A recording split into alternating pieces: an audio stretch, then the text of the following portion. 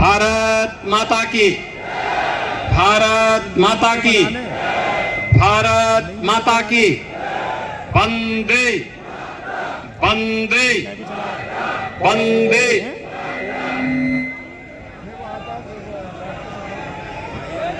Bharatiya Janata party के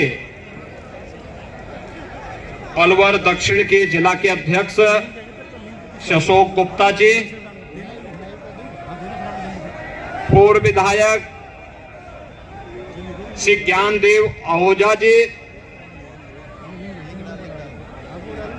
आज के इस कार्यक्रम में उपस्थित विधायक गुरुग्राम श्री सुधीर सिंगला जी, विधानसभा रामगढ़ के संयोजक श्री अशोक चौधरी जी, प्रवासी संयोजक श्री मेधाराज गुप्ता जी, भारतीय जनता पार्टी के लोकप्रिय प्रत्याशी रामगढ़ श्री जय आहूजा जी, प्रत्याशी राजगढ़ श्री पन्नाराम मीना जी और भारी संख्या में रामगढ़ में उपस्थित आज की इस चुनावी सभा के साक्षी बने हुए जुड़े हुए सभी उपस्थित भाइयों और बहनों, मैं इस धरा को नमन करता हूं जो ब्रज क्षेत्र में स्थित होकर परिक्रमा का हिस्सा है। और भाइयों बहनों, यही नहीं, इस पावन धरा को बाबा भृतहरिनाथ जी का भी सानिध्य प्राप्त हुआ है। मैं इस पावन धर्म भूमि को कोटि कोटि नमन करते हुए आप सभी का हृदय से अभिनंदन करता हूं, आप सबका स्वागत करता हूं। भाइयों बहनों, राजस्थान शक्ति की भूमि है, यह शौर्य और पराक्रम की भूमि है। स्वाभाविक रूप से जो राजस्थान अपने शौर्य और पराक्रम की गाथा से दुनिया को प्रेरणा देता रहा हो, जिस राजस्थान ने अपने शौर्य और पराक्रम से भारत की कहानी रची हो, जिस राजस्थान के राजा महाराजा योगियों संतों के कारण जिस राजस्थान ने भारत को एक नए इतिहास की ओर अग्रसर किया हो, और जो आज वर्तमान में राजस्थान की पहचान बनकर के भारत के पर्यटन मानचित्र पर राजस्थान को अग्रणी स्थान पर लाने का कार्य किए हो। भाइयों बहनों, पिछले 5 वर्ष में कांग्रेस नेतृत्व की सरकार के कारण वह राजस्थान आज करा रहा है। भाइयों बहनों, जब हम राजस्थान की बात करते हैं, आज राजस्थान शौर्य और पराक्रम की बात यहां के नौजवानों में है, लेकिन यहां की सरकार माफिया और अपराधियों के सामने घुटना टेक चुकी है। आज ये राजस्थान भ्रष्टाचार में नंबर 1 पर है, महिला अपराध में नंबर 1 पर है, साइबर अपराध में नंबर 1 पर है, बिजली की दरों के माध्यम से यहां की जनता पर कहर ढाने में नंबर 1 पर है, डीजल पेट्रोल में वेट का दाम लेने में नंबर 1 पर है, और महंगाई इंडेक्स में भी राजस्थान नंबर 1 पर है। युवाओं के भविष्य के साथ खिलवाड़ करते हुए पेपर लीक की घटनाओं में नंबर 1 पर है। अन्नदाता किसानों पर अत्याचार करने के लिए मंडी टैक्स में नंबर 1 पर है, और बेरोजगार युवाओं के द्वारा सर्वाधिक आत्महत्या इसी राजस्थान में की गई, इसमें भी राजस्थान नंबर 1 पर आज हुआ है। भाइयों बहनों, इससे उभार करके एक बार फिर से राजस्थान को उसका गौरव दिलाने के लिए आज भारतीय जनता पार्टी विधानसभा चुनावों के माध्यम से आपके बीच में आई है। आज जब पूरा भारत बदल रहा है, दुनिया में भारत का सम्मान बढ़ जी के कारण आज भारत का गौरव दुनिया में गाया जा रहा है। पूरा देश पलक पावड़े बिछा करके उनका स्वागत करता है तो भारत के 142 करोड़ लोगों का सम्मान होता है।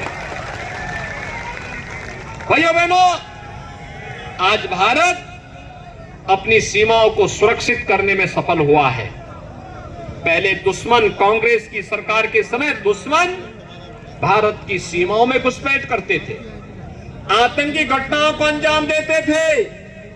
आज दुश्मन घुसपैठ नहीं करता है, आतंकवादी या उसके आका भारत के अंदर घुसपैठ करके आतंकी घटना को अंजाम नहीं दे सकते हैं। उन्हें मालूम है कि अगर यहां आतंकी घटना को अंजाम देंगे तो फिर इसका खामियाजा भी हमें भुगतना पड़ेगा, क्योंकि नया भारत है, छेड़ता नहीं, लेकिन अगर कोई छेड़ता है तो उसको छोड़ता भी नहीं है।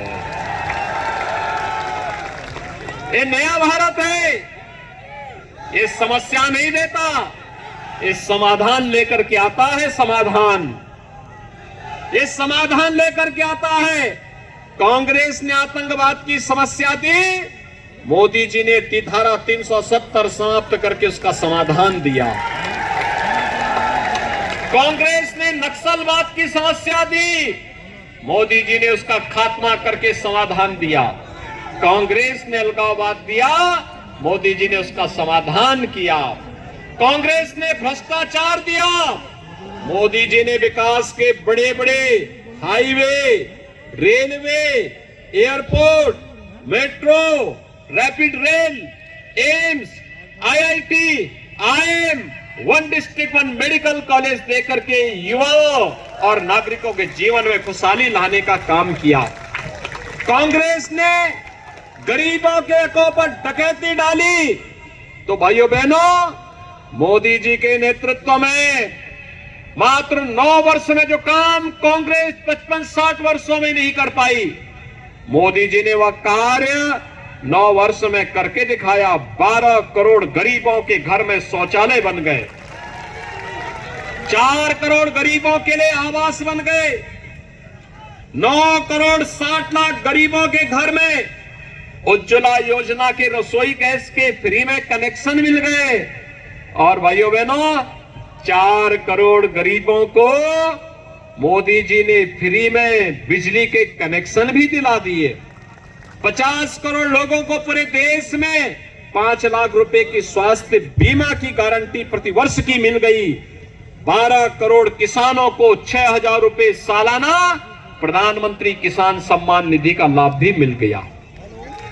भैया बहनों, संकट के समय जो साथी है वही सच्चा साथी है। याद करिए, कोरोना आया था, कांग्रेस के नेता पिकनिक मना रहे थे। कोई इंग्लैंड में था, कोई इटली में था, कोई जयपुर में था। मोदी जी और भाजपा के कार्यकर्ता ही आपके बीच में आकर के सेवा का काम कर रहे थे। फ्री में वैक्सीन, आज का समाचार में पढ़ रहा था, इंग्लैंड में, यानी अमेरिका में, चीन में फिर से कोरोना की कहर तेजी के साथ फैल रही है, लेकिन भारत सुरक्षित है क्योंकि मोदी जी ने 2 वैक्सीन दे दी। फ्री में वैक्सीन, फ्री में टेस्ट, और 80 करोड़ लोगों को 3.5 वर्ष से फ्री में राशन, अगले 5 वर्ष तक राशन फ्री में मिलेगा। भाइयों बहनों, सरकार जब संवेदनशील होती है तो गरीबों के हितों के लिए कार्य करती है, और यही मोदी जी के नेतृत्व में हुआ। उन्होंने सुरक्षा भी दी, सम्मान भी दिया, विकास भी कराया, भ्रष्टाचार पर प्रहार भी किया। और कांग्रेस की सरकार के समय तो रामनवमी के जुलूस पे बैन लगते हैं, बैन, पर्व और त्योहार नहीं मनाने देते। भाइयों बहनों, आप याद करिए, हम हिंदुस्तान में रहते हैं, राजस्थान में रहते हैं, यहां संबोधन राम राम का होता है। जन्म लेते हैं राम राम, दिनचर्या प्रारंभ करते हैं राम राम, और अंतिम यात्रा भी चलती है तो राम नाम कह करके ही अंतिम यात्रा भी निकलती है। राम के बगैर हमारा कोई काम ही नहीं। लेकिन रामनवमी के जुलूस पे यहां बैन लगाया जाता है, कर्फ्यू लग जाता है, और भाइयों बहनों, एक तरफ कांग्रेस रामनवमी के जुलूस पे बैन लगाती है और दूसरी तरफ भारतीय जनता पार्टी की डबल इंजन की सरकार अयोध्या में राम मंदिर का निर्माण करती है। भाइयों बहनों, 5 वर्ष में कांग्रेस की सरकार में माफिया पनपा है। यहां पे खनन माफिया, भू माफिया, पशु माफिया, नकल माफिया और न जाने कौन कौन नए माफिया हैं। और इन्हीं माफियाओं के लिए यूपी में बुलडोजर आया है। बुलडोजर की ताकत देखी है ना। और उत्तर प्रदेश में माफियाओं के ऊपर कैसे चलता है, कैसा लगता है आप लोगों को जब माफिया में बुलडोजर चलता है? राजस्थान में भी ऐसे चाहिए। डबल इंजन की सरकार लाइए, डबल इंजन की सरकार। भाइयों बहनों, याद रखना, अगर भारतीय जनता पार्टी की सरकार राजस्थान में होती तो कन्हैया लाल मीणा की निर्मम और बर्बर हत्या नहीं होती। यहां की बेटियों के जो कहर बरपाया जा रहा है ये नहीं होता। जो यहां पे गौ तस्करी और गौ तस्करी की घटनाएं हो रही है ये नहीं होता। और इसीलिए मैं आपका आह्वान करने के लिए आया हूं आज कि भाइयों बहनों, सुशासन, सुरक्षा और विकास के लिए, गरीब कल्याण के लिए केवल एक ही विकल्प है और वह भारतीय जनता पार्टी है। एकमात्र विकल्प भारतीय जनता पार्टी। और इसीलिए मैं आप सबका आह्वान करने के लिए आया हूं। भाइयों बहनों, याद करिए, लोग क्या सोचते होंगे कि गिरिराज जी महाराज की कृपा जिस क्षेत्र पे रही हो और बाबा भरतेरी का आशीर्वाद जिस क्षेत्र में रहा हो, वहां पे कोई राम भक्त और गिरिराज महाराज का कोई भक्त ही तो कोई विधायक भी बनना चाहिए, होना चाहिए ना। आपने सांसद पिछली बार बाबा बालकनाथ जी को बनाया, वह बराबर आपके बीच में आते हैं, कार्य करते हैं, यहाँ की आवाज को उठाते हैं, लगातार आपके हितों के लिए कार्य करते हैं। और मैं इसीलिए आपके पास आया हूं आपसे कहने, और विकास की गारंटी बीजेपी लेगी, सुरक्षा की गारंटी बीजेपी लेगी। लोग पहले कहते थे होगा, तो हमने कहा रामलला हम आएंगे, पहले गुलामी का ढांचा जरूर हटाएंगे। हटा ना, और फिर कहा मंदिर वहीं बनाएंगे। अब मंदिर बन रहा है ना, कोई संदेह? और फिर बता रहे हैं 22 जनवरी को 2024 में प्रधानमंत्री मोदी जी के कर कमलों से 500 वर्षों के बाद रामलला अपने भव्य मंदिर में विराजमान होंगे। सब लोग खुश हैं ना? सभी लोग खुश हैं ना? अच्छा मुझे बताओ, अयोध्या आने के लिए कितने लोग तैयार हैं 22 जनवरी के बाद? और इस सड़क के उस पार के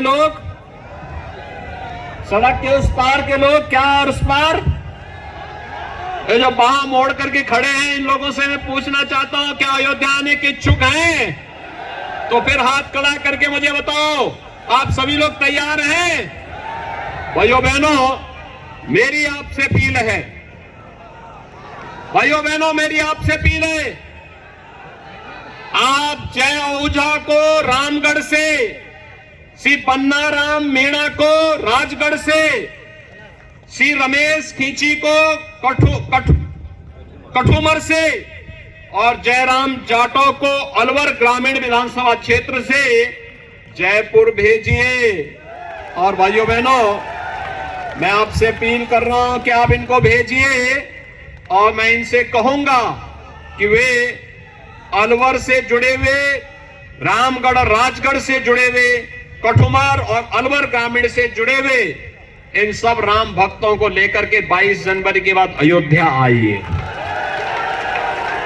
सहमत हैं? सभी लोग सहमत हैं? अरे सड़क के उस पार, सभी लोग सहमत हैं ना? तो तो फिर मेरे साथ बोलेंगे भारत माता की, भारत माता की, भारत माता की।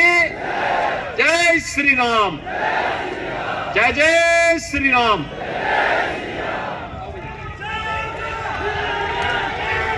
योगी मोदी जय श्री राम, योगी मोदी जय श्री राम, जय श्री राम।